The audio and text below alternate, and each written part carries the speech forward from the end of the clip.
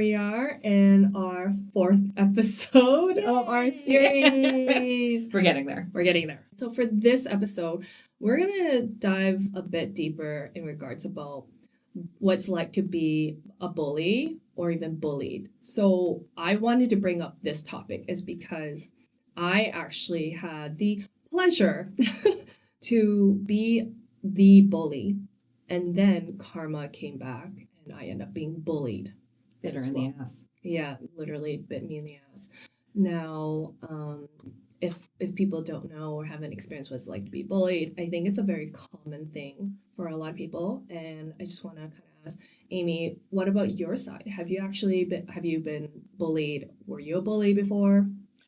Thinking back to it, I don't know. I never really was the bully. I was definitely bullied quite a bit, but I think just the support I had at home and the ways I was bullied, like my bullying kind of revolved around a lot of body image issues. Yeah. And I did have a lot of support on that front from home, but man, did it suck growing up.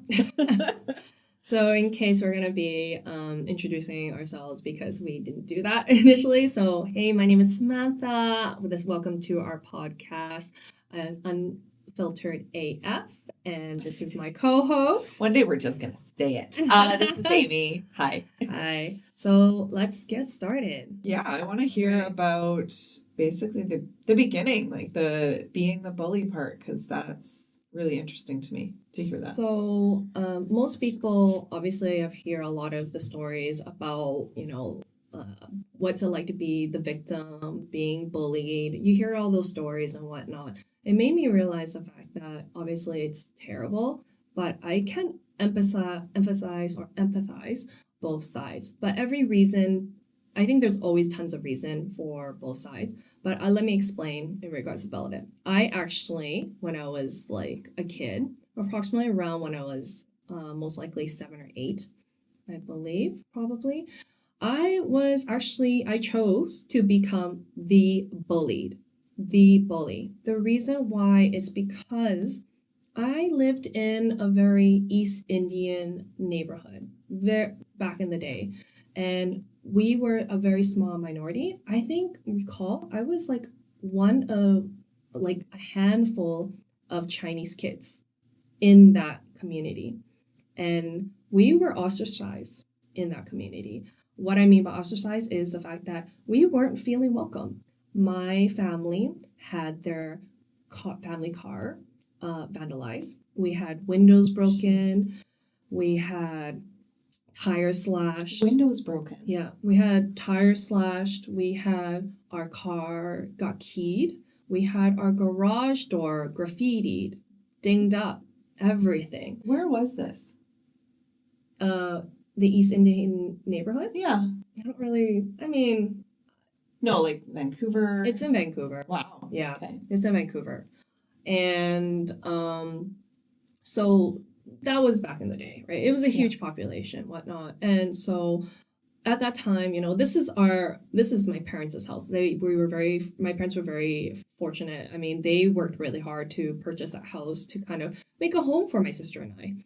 And we just felt really unwelcome. And I can contest to that is because everyone else in that neighborhood had none of them, any nearby, been vandalized. We were the only one. Wow. Because if it was like a multiple, other neighbor, our neighbor next door or the one across from us would have had the exact same thing. But we were actually targeted. And because of that frustration, seeing how vulnerable I'm feeling ostracized, and me being in a school full of, East Indian kids, I really didn't want to be bullied already because I already got bullied from the neighborhood. I didn't want to be bullied. So I ended up being the bully. I ended up toughening up. I was very hard. I was not friendly. I was like very aggressive. I was a very aggressive person.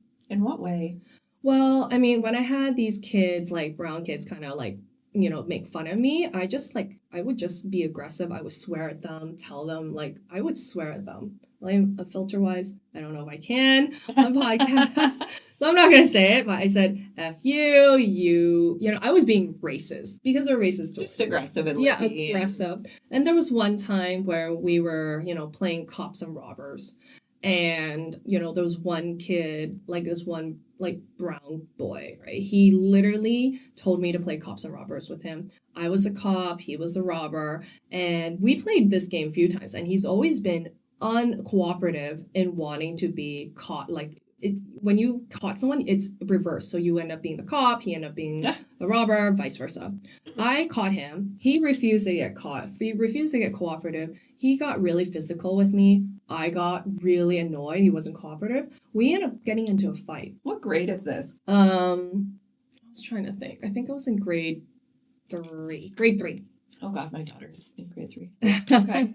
Gives me some context. Grade 3. And it was after school care. I believe it was after school care. And what happened was we ended up getting into a tussle, a fight, and I end up using my umbrella. I got just so much rage inside of me that I ended up like whacking his like side and his ribs.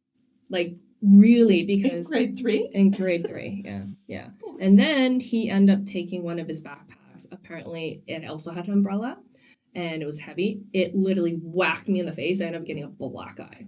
A West Coast fight when it's all umbrellas. But, wow. Yeah. That's aggressive. So as a result, I ended up getting, obviously the fight happened, we got in trouble. I ended up getting suspended for a week. And I believe he got suspended for 2 weeks. The reason why his was more severe, because physically you could see I actually had bruising the black eye. Yeah. His ribs were red, but it wasn't as severe. So it was more well hidden. Okay. Obviously from that, my parents were shocked. They did not realize the aggression I had. They didn't understand why I did that. They were so appalled, shocked, full of shame. They were just appalled. And I felt really, really bad that I had to drag my parents into this situation. And I could not be an obedient, docile daughter, not have to have my parents deal with so much more problems on top of what they had on the plate, especially with the constant, you know, vandalism and whatnot. Yeah. But after that, after I think a few months down the road, my parents said, "Hey, we're moving."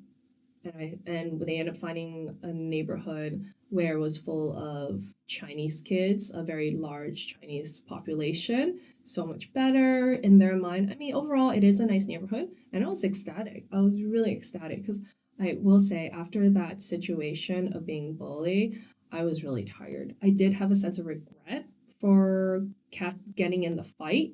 I will say being the bully, I still kept up the front, but I kind of lost the aggression because I felt so bad that I did that to my parents. So after you had the school reprimand you in the way that they did you still kind of show up in your life outside of your home as a bully? I still remain, I guess you can say, prideful. I did have regret, but I chose not to show it. Yeah. Because at the end of the day, I was still annoyed. I was so upset that he wasn't cooperative and he refused to admit that he was wrong. And I hate to say this, I guess you can say I felt pride for beating the crap out of him. But I mean, it was very petty. I will say it's super petty for that being said. But until I moved, I always felt like I was still constantly on edge because I didn't know how long this would keep going. Yeah. I really didn't. I didn't know how long will the vandalism keep going. When will this stop? And I will say it didn't really stop. Wow.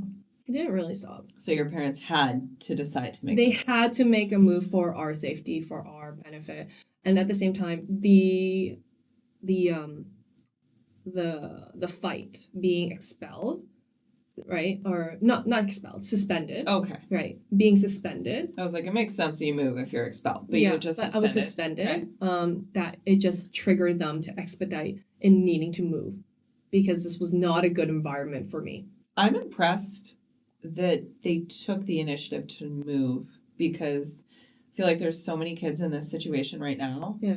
I mean, obviously, housing is a different beast right now in Vancouver, but so many kids are in this situation, and the parents don't have the ability to move, won't take the steps to move. I think that's a very honorable thing to do as a parent, but it's such a hard choice to make. It definitely was a hard choice. I'm really grateful that my parents, like, did what they did for my sake and for my sister's sake. And I honestly, it wasn't the best environment for my parents. It was a constant thing they were concerned about with the racism, the ostracization, vandalism, whatnot. And so I was looking forward to a fresh start. Really, I was. I was just like, okay, I'm going to a new neighborhood, a community full of kids of my color, of my ethnicity. I was so gung-ho about this, like I can remove the past. No one knows of that. I'm going to start fresh. I'm going to be, not a bully. I'm going to have people accept me. Right. Fresh and accepted. That's sums it up. With how exactly. You're explaining it. So I was ready to go into it. I at that time entered being 9. It would be I was like 4th grade. I think 4th grade. And gosh, what a completely different thing that I experienced. When I was in that new school, I was hoping to be welcomed open arms. I was not. Although there was a bunch of Chinese people, I actually I was not at the top of the rung of superiority when I was a bully. I end up being bullied. I end up being bullied by my own kind. And that was an actual shock to me. I never thought that I would be bullied amongst my own kind. In the other school where it was predominantly East Indian, were there Asian people as well? And were they kind to you? Or how did that... So we had, I managed to, so there was a group of 4 girls. So I ended up being able to befriend 3 other girls that were Chinese. And we stuck together a lot as well. Okay. And I mean, it was good, but at the same time, I know they stuck amongst themselves, which was fine. But I guess you can say I was definitely more aggressive because from what I could tell, I don't know if they ended up getting targeted. Gotcha. Right? So I didn't hear their backstory, nor would I be at that age, would I even comprehend or understood on asking questions about, did you get bullied? Were there any situation? I was just kind of glad that I had some sense of relief of being able to find some kids that are similar to who are Chinese like me.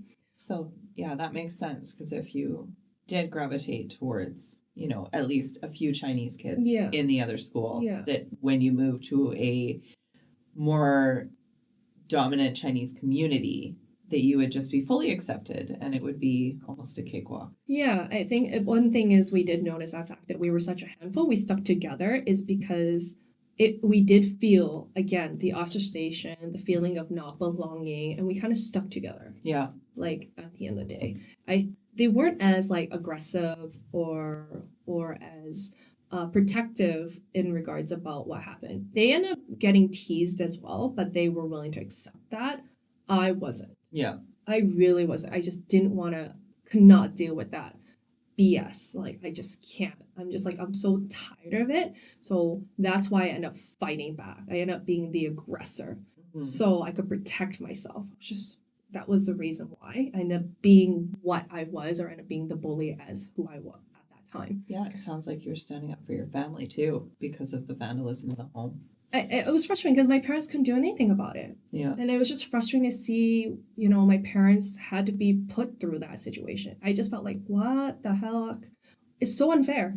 Really unfair. It was just frustrating for me. I think it was just my avenue outlet of some sort. Yeah. A vent of frustration.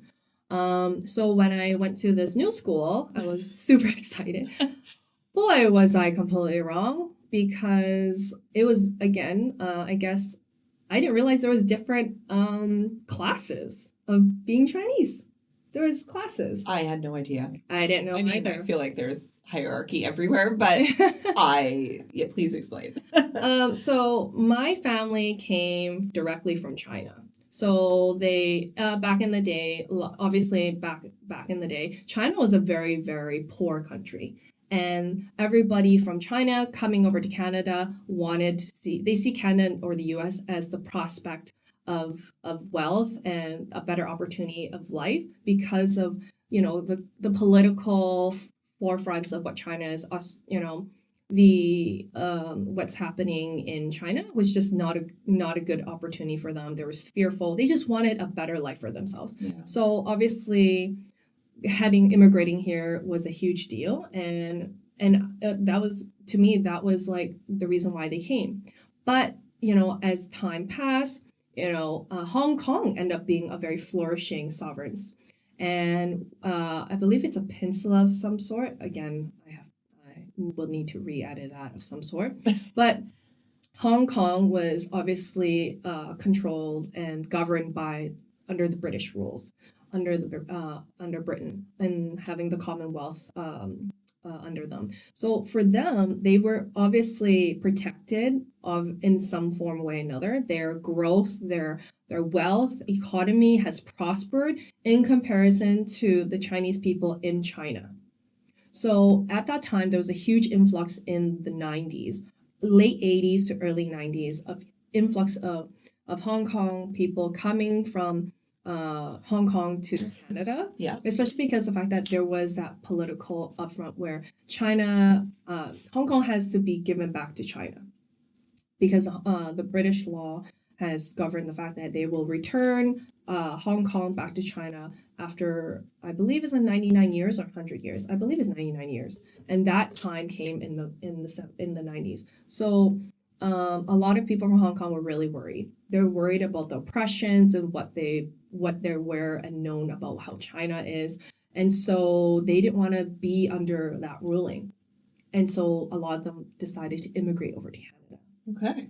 And that being said, they believe the fact that they were a lot of people have this feeling of being far superior. They're far superior in regards to education, wealth, in comparison to someone from China. China is people that are from farmers who have no money, not educated, really didn't know any better. So because of that, I didn't fit in. Yeah. Because my family came from, down south of Guangdong. Right. And, my family is a family of farmers. Didn't have those opportunities of being educated, living, in Hong Kong and whatnot. So there was a gap. I wasn't aware of this until later on. I just didn't understand why. And one thing is and the language thing as well, being in Hong Kong, the dominant language is Cantonese. Yeah. My family spoke Cantonese, but at the same time, it's not very readily spoken. I speak a dialect, a village dialect. Okay. Right? And you can say like an accent, or some people compare it. It's like if you're living in like a hillbilly. I sound like like literally that's how they see it. Like you're uneducated, you're unrefined, because I speak a language that are meant for the country, for the farms. Really, that's how they and so I never really fit in. One time they found out the fact that I actually spoke the language, and because of that, it literally solidified me to be, oh, you're definitely not one of us. You can't even speak a word of Cantonese. What's this language you're speaking? You're from China. Your family's from China. You're actually like a Dai Lok Po. So what Dai Lok Po is more of at that time, a derogatory kind of like look down as an insult to you. That you're poor, you're uneducated. Huh. And the thing is with kids, they didn't say in Cantonese Dai Lok Po. They literally word for word said it in English. Dai means big. Lok sounds in the word six. Lok means six in their mind. Po means grandma. So they call me Big Six Grandma all the time. Because it's like, oh yeah, China girl, China woman. Why Big Six Grandma? Like I said, well, that means Dai Lok Po. Yeah. Meaning the fact that, that means you're a China woman. Wow. Because at that time, China was looked upon as being a poor, rural country. Nothing good in comparison to Hong Kong. Yeah. So that's why I kept getting ostracized, because I couldn't speak Cantonese. Cantonese was a far superior language at that time. I only spoke my dialect, which means I'm a hillbilly, I'm a hick, I'm from the farmland. I'm not educated. So I didn't belong in that like group of kids who are from that part of Hong Kong, prestige and lineage of some sort, which was really frustrating. So that bullying would like happen until I graduated, until I finished elementary school. Wow. And it was just nonstop. I just really, really hated it. Like what kind of bullying? Like name calling, pushing, anything physical? Nothing physical, but it was just that mental psyche is like, you know, you can never be one of us. Yeah. And, you know, you just don't belong. You're always gonna be you're always gonna be a lower class than we are. So I end up having some friends, but so ones that are not Chinese or not from Hong Kong. And some of them were really like, you know, open and welcome. And so that really helped. But honestly, I did get like, again, I was just really being heavily bullied, especially because also I had like a weird haircut that literally like defined and solidified the fact that like, oh yeah, you know, I'm definitely from China, especially because the signature bowl cut hair. I was gonna ask, what haircut are you talking bowl about? cut hair. Yeah, bowl cut hair. For me, I ended up getting like this really pixie bowl cut hair. Huh. Yeah, not great, but my parents couldn't stand me having long hair too much, and they just decided to chop it off. Not fun. Wow. Yeah. It's interesting hearing you talk about, you know, the struggles and the differences in like classes from the farmers in the city and all this kind of stuff. Because I grew up in a really small town in Alberta. So it was the farm kids and the town kids. But I mean, there was I won't say there was a hierarchy because everybody was kind of like a farm kid as far as I remember. But yeah, my struggles were just so very different. We just had like, it was a small Ukrainian like white town. Yeah, but it's weird because the fact that like I never thought I would be bullied amongst my own kind. I honestly thought I was gonna be, if I had to be bullied, I would be bullied from a different race. Like literally, I was just so surprised. The actions that my parents did was trying to protect me from racism from other race, end up putting me in a spot where I end up getting bullied within my own race. The irony behind that. And it's bizarre, I know, it's very bizarre, but those were the times that, you know, that was the case. And then when I entered high school, because of being bullied, because of not being able to speak Cantonese properly, I really tried to prove myself, trying to educate myself, try to properly speak better, just to prove myself that, you know, I understand and I am capable of speaking Chinese, that I am one of you guys. But when I graduated again to high school, I was like, okay, this is a fresh start. Great, you know, I guess because of being harassed, I still wanted to prove myself. I ended up like meandering and finally decided to enter a group in high school, again, full of Chinese people, spoke Cantonese, but didn't know my past. And so try to fit in, which I sort of did. But one thing, obviously, that group ended up turning into a group like Mean Girls. Not intentional, but the queen bee, who, again, this group is all Chinese, this queen bee of the group felt like I was trying to steal her boyfriend. And I wasn't trying to steal her boyfriend. I had no interest in her boyfriend. I only try to be nice and befriend him because the fact that he was the queen bee's like, you know, boyfriend. And I really, really like and really loved, you know, being in that group. I actually admire the queen bee. I wanted to be closer to her. I wanted her recognition and all that. I want to be part of that group. I want to be acknowledged by her. But clearly my actions seem to be misinterpreted, and I wasn't too she wasn't too keen on me. And I think a few times where she obviously was a bit domineering, and there was one time I snapped at her because my grades weren't great, and she asked me to look at my test results, and I said no. And I snapped back and she was gonna take a look at my test results, and I'm like, no. I snapped back, and she was shocked because no one would have dared to have said no or pull from her. Huh.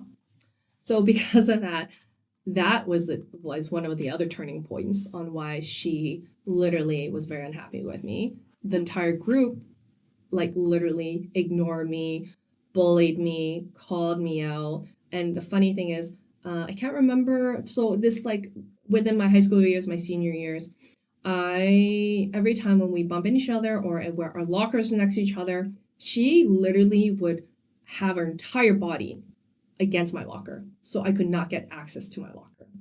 All her friends were the group of friends that we all knew, or her friends now, her group, I was not part of it anymore, was always in that area, so I could not get to my locker.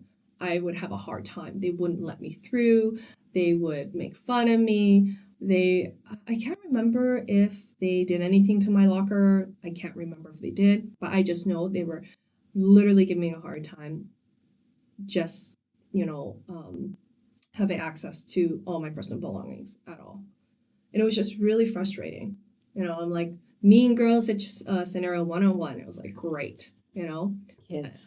Yeah. And again, a lot of the group of friends literally just made fun of me, really gave me the cold shoulder, really thought that I was, a boyfriend stealer, and whatnot. She wouldn't tolerate it.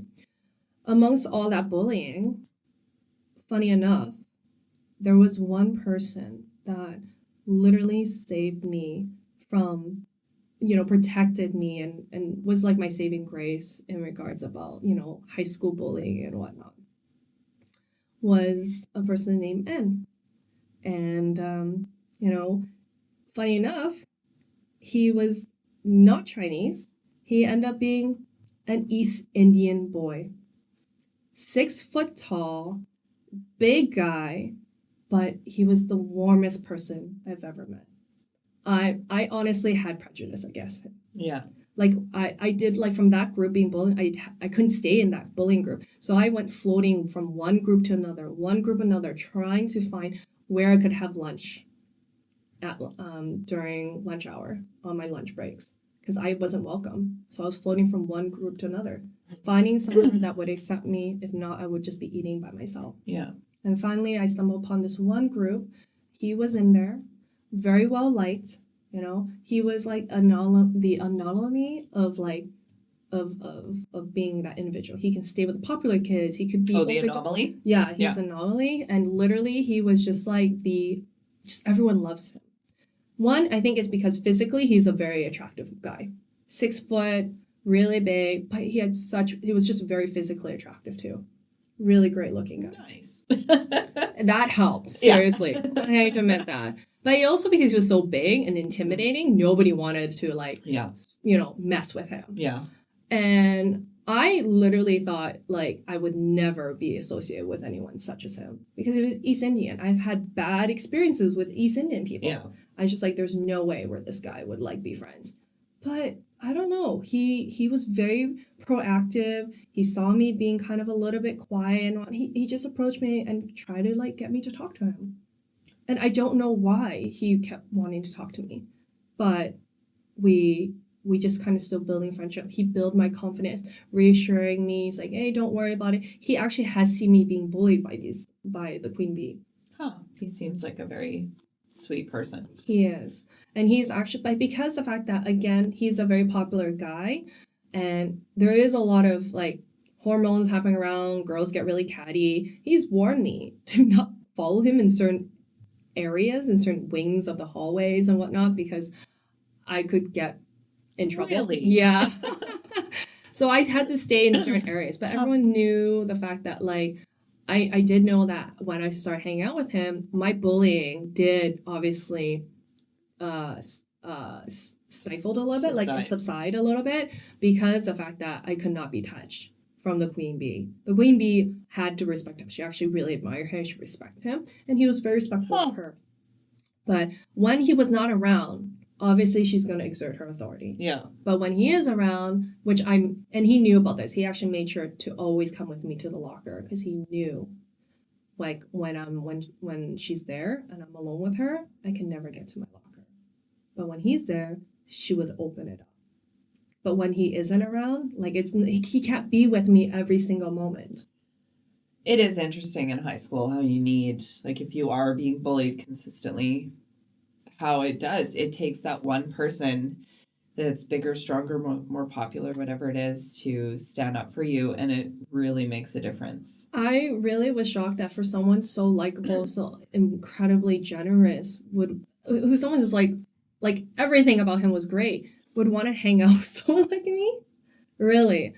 And I, even to this day, I start thinking, wow, if he didn't show up, I don't know what would have happened to me. Really. I don't know how could I've survived the last 2 years of high school. Wow. Without him. Yeah, really. I'm so grateful for that. And without him, I don't know. I know I definitely wouldn't have told my parents. I wouldn't have said a single thing. So he sounds like a great friend. Yeah, he definitely was and everything. And because of that, friendship, I have obviously changed my views and judgment on people, on racism, to be honest. It comes to full circle where I had so much prejudice against like East Indian people, how they were perceived. I mean, it didn't help the fact that, like, based on my experiences, even how my parents and family members perceived East Indian people, it really amplified how much I had so much, judgment and views against them.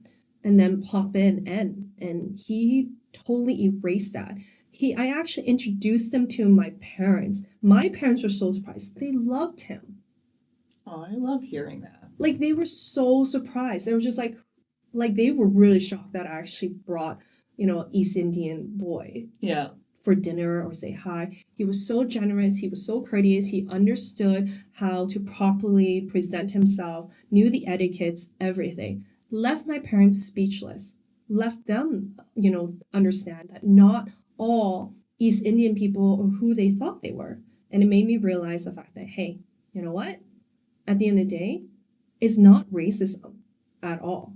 It's actually every race has has like good people and bad people. Good people, nice people, people that are hurt, people that are lashing out.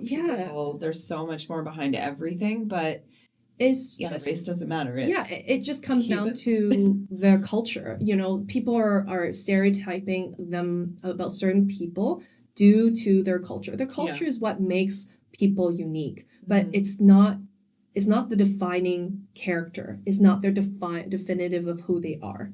It makes them unique, but it doesn't make them kind or mean. No, it doesn't. There's so many people. I mean, like, perfect, like for me, I just mentioned, Chinese kids are going to hate other Chinese kids. Doesn't matter, I'm sure, for no apparent reason. And so, like, for me, because of what has happened, to this day, I'm so open to be looking at different people, openly, without any prejudice, within any type of like view. Obviously, there's going to be stereotypes because that's what's being exposed. Yeah. But that doesn't dictate me at all on who I'd befriend.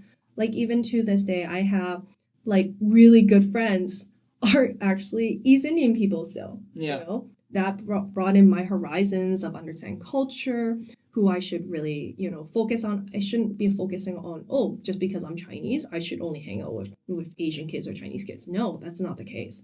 I'm very glad to be open to cherish each person as an individual and not to the race. I actually love the fact that I'm I have friends with different cultures because I understand the culture. It makes things more exciting. And you can learn so much about having friends from different cultures. Absolutely. Case in point, us. Yes, exactly. So yeah, that's kind of like how my story comes to in regards about, me being the bully, and I was bullied. And yeah, so let's talk about you, Amy. My story, huh? So I grew up in a super small town in Alberta, 5,000 people. Mhm. And again, it was a huge farming community. But the things that stick with me most about being bullied are pretty much all to do with body image.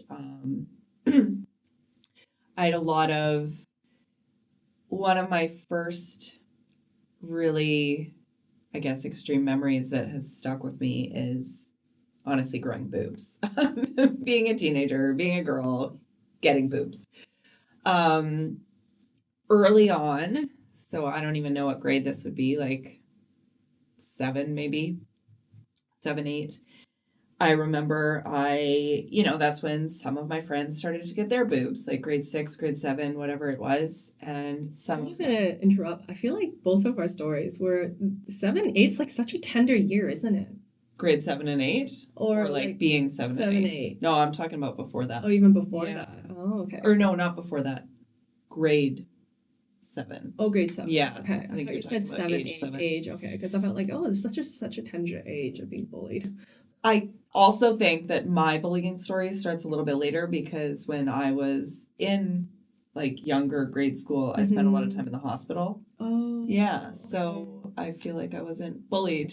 Exposed. Yeah, because I was in the hospital all the time. Oh no. Yeah, so I think like my bullying memories start with, like later in elementary and earlier in high school. But yeah, I just remember some of my friends were starting to get boobs. I obviously was still like flat as board. I was a very skinny kid. And I remember walking through the hallways and, I'd be just walking through the hallway and the older boys would call me like 2x4. And I would just get a lot of comments about being flat as a board and walking around the school, and people would just yell out 2x4 as I walked by. And just because you were just different. You didn't have I just hadn't developed yet over it though. We had no control over that. And then when I started to get boobs, I remember people accused me of stuffing. So I would walk around the school and you finally get a bra and you finally start to fill something out, and I got accused a lot of stuffing, and it was just terrible because I'm like, oh my God, like I finally get these and now everybody's saying that they're fake, which is hurtful. I mean, it's all hurtful. And then my boobs finally came in. Like my boobs came in. I got, they're pretty good. And I mean, now looking back, I'm like, yeah, I wish I had the opportunity to be proud of them. But by the time I actually got them, this was probably, I guess, 15, 16 years old. I was constantly called a slut. Like I was slut shamed all the time. Now, when you actually developed and had, developed your body was developing, did you start hating your body? Did you start hating having your boobs, or what was the emotional like turmoil? Like I'm sure it's sort of a turmoil. Like before you were like flat and you're like miserable. Now you have them and you're still miserable. Was that something of that latter, or what was it? I remember when they started coming in and I started getting teased for being for stuffing. I would wear like baggy sweaters, bigger sweaters, baggy clothes. I remember my mom trying to encourage me to wear like clothes that fit me. Like she was an amazing seamstress. She used to make me all sorts of stuff. She made beautiful clothes. She knit sweaters. I wouldn't wear anything. I just wanted the baggiest, biggest, oversized stuff. Right. For the longest time. And then to be honest, I don't even know where it switched, because there was definitely a switch when I started dressing in tighter, more revealing clothing. I think, looking back, to be honest, once I got my boobs and I started getting, called a slut, and at that point I was still a virgin, and like I was very, very tame on that front, like very far from a slut.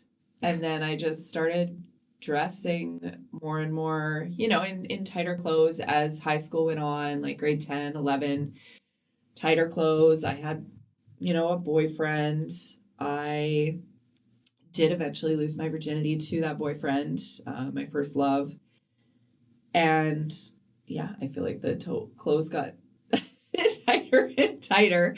And at that point, I was just like, it doesn't matter what I do. I'm going to get called a slut no matter what. And I think there was a point where I just owned it.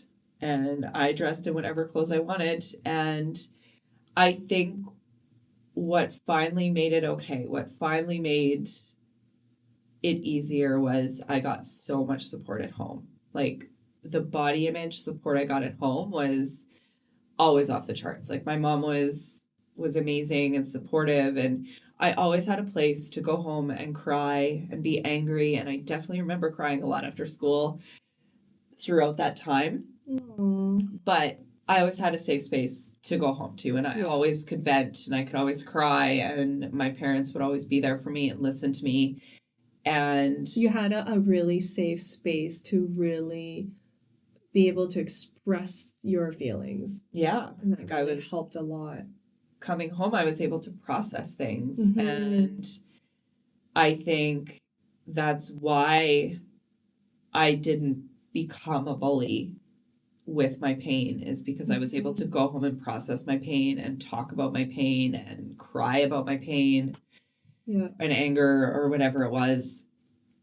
And another thing that I remember really dealing with all through high school was body shaming, as far as being called anorexic and bulimic. And why do you think that was the case? Like, was it did this happen after you end up, like, with all this, like, when you got your boobs and you're developing? Was this all the same time when you were also being called anorexic? This was more later in high school. And even after I moved out when I was 18, like, I just remember this being in, like, my later teen years and even early 20s. But even your early 20s? Oh, yeah. No way. Yes. I just thought it was just like high school or kids bullying. This is up to, like, being an adult? I think just teenagers, like late teens, like I'd say 16 to like 20, 21. That's horrendous. Come on, you're 21. You're in college. I just remember I was so skinny, and at the time I did have decent sized boobs, so yay for me now. But I got accused of having fake boobs, and then I got accused, and again, these are just things people say. These are things people observe, and they just say these hurtful things, and nobody really Can I ask thinks that it matters. How did this start? Was it a particular friend, a particular person? Did you end up finding out why or what happened, or where did this rumor started? No, I mean, again, a really small town. It's, I want to say the popular kids, but there were some mean girls in my school for sure, just like any school. Mm-hmm. And yeah, as far as the slut shaming was strong. And I remember eating in the cafeteria, and if I didn't eat very much, I remember people would make anorexic comments. And then there were so many other times where I remember, like, eating, and I would go to the bathroom right after, and then I would come back and people would accuse me of, like, throwing up all my food. And that was quite common through my late teen years, to the point where I would even sit at the table, and even if I wasn't hungry, I would make sure to eat something in front of people. And after I was done, even if I had to go to the bathroom, I would make sure to just sit there and hold it.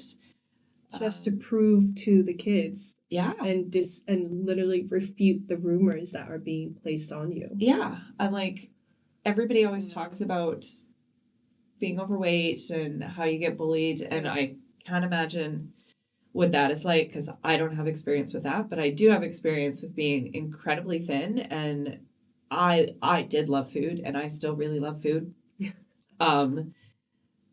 But the words, like having people call you anorexic, having people call you bulimic all the time, like not being able to go to the bathroom without people thinking or saying that you went to throw up. Yeah. And how much that affected me, and how ashamed I became of how thin I was. And everybody just thinks it's great because you're thin, but no, people pick at you for that too. So, and it's just, these things matter. And I think that's what we're trying to bring to light within these episodes. Like, these things matter, and it happens to people, and these are embarrassing things that sometimes people don't talk about. Well, one thing I also wanted to bring up was when you mentioned about, how where a lot of the callings, like being a slut, you're stuffing yourself, flat as a board, or even not the flat as a board of some sort, but being anorexic, were mainly were people calling you were mainly girls, or were there boys, or there a general of both? I'd say a good mix. It was a good mix. Yeah. Were you attuned to being more closer to the boys, or more the girls when it came to friendships? It's interesting, because looking back, I my best friends were girls, but I hung out with a mix. I would say going through high school, I was a floater. Yeah. Like I feel like that's just like me as well. Yeah, like I just floated in between all the different groups, and I kind of stuck somewhere in the middle. But yeah, I'd say I had a mix of guy friends and girlfriends. I'd say the girls in the school were definitely a lot crueler with the name calling and stuff than the guys were. The reason I'm asking is because in most cases, I'm sure you're aware of this now. I think I think back on it, is a lot of times when the age of being a teenager is the most vulnerable in regards about the emotions. The sexual tension and the physical attraction is where it's developing a lot more. I ended up getting, also on top of being bullied in my elementary school and high school, is because I tend to gravitate towards being friends with the guys.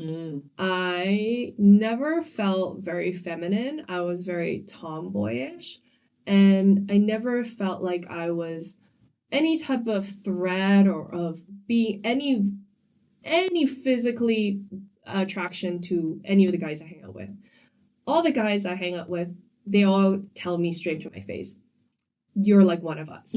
Like, literally, you're like one of us. And they would never see me as someone to be attracted to. And I've always been, I'm like, okay, I'm aware. And because of that, I felt like, okay, none of these guys will ever be attracted to me. I envy the girls that are beautiful and whatnot. So I guess it goes to both sides, because a lot of these girls that were popular and prettier, they get upset because I hang out with these guys. They just they couldn't come to ability to move forward and talk to these guys at all. And they just get upset. I mean, I was definitely, looking back, I was jealous of the popular girls that really got along with all like the good looking popular guys. Yeah. Yeah. So, but then also at the same time, maybe they saw you as someone who was trying to grab the popular guys' attention. Good friends with the good-looking popular. But the thing is, because perhaps maybe, like, again, you don't know what happened, right? But because like you say, you're fully formed, you had large boobs, that really maybe what makes some of these popular girls probably jealous. Because I don't think all the popular girls, every person has self-confidence issues. And the fact that probably, maybe, they've heard some people complimented you.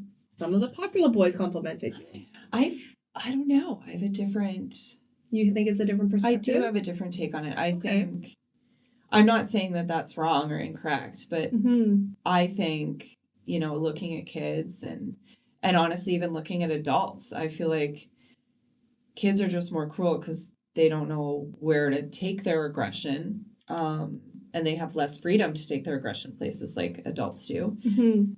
But I think it just, I think deep down they're going through something. They're having a hard time at home. They're not connecting with, their family, their friends, whatever it is. Mm-hmm. And then it gets taken out at school at other kids. Fair.